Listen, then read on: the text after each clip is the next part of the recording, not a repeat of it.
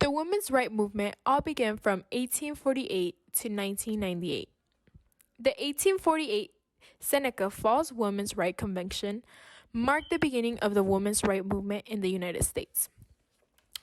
This pledge was signed by 100 convention attendees. A women's rights convention was held on August 2nd in Rochester, New York. 2 weeks later, state and local conventions then took place in Ohio, Pennsylvania, and New York. Worcester, Massachusetts hosted the first National Women's Rights Convention in 1850. Today, we will observe a virtual tour of where this convention took place. It all took place in the Wesleyan Chapel.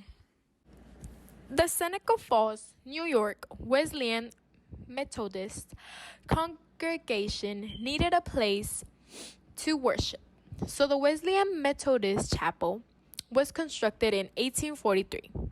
It was a simple two-story building that had a sanctuary, gallery, entranceway, and classroom. The Seneca River and the Seneca Cayuga Canal could be seen from the chapel's front, which was facing Fall Street.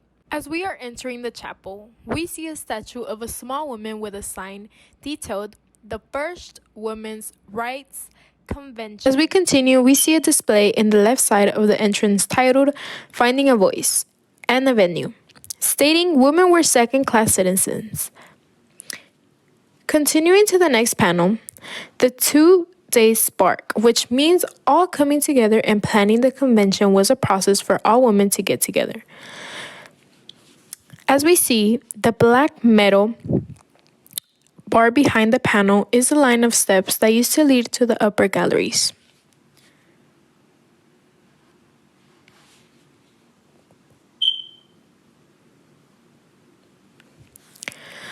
The convention started as scheduled, and over the course of 2 days of deliberation, the declaration of sentiments and 12 resolutions were overwhelmingly approved. One by one, with a few modifications, the motion for women's suffrage was the only one that did not receive broad backing. For many people, it was nearly unthinkable that women should be able to cast ballots in an election. Longtime friend and advisor Lucretia Mott had been startled when Stanton had first raised the possibility, and there was a lively discussion over the women's vote at the convention.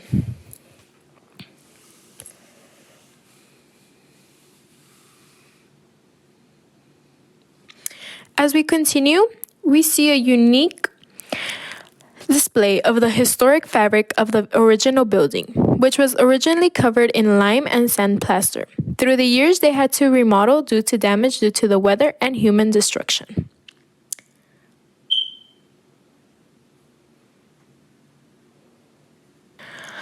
The first day of Seneca Falls Convention was open only to women.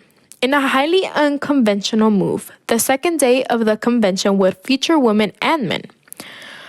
A promiscuous audience, as it was called then, was an uncommon that even the convention planners themselves were uncomfortable having a woman as chairperson. They asked Lucretia Mott's husband, James, to lead the sessions.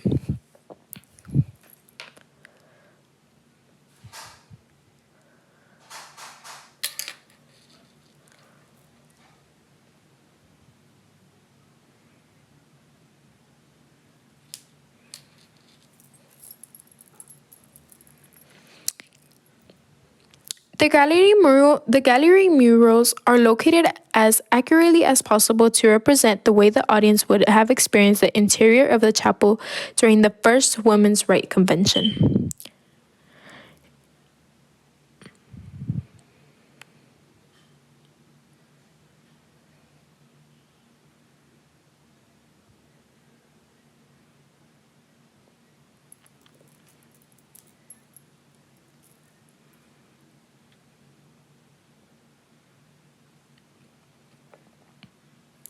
Here we see two informational displays that inform the celebration of the contributors of the forebears. This panel shows the great work that has been put in and showing all the women and men that contribute to the women's rights.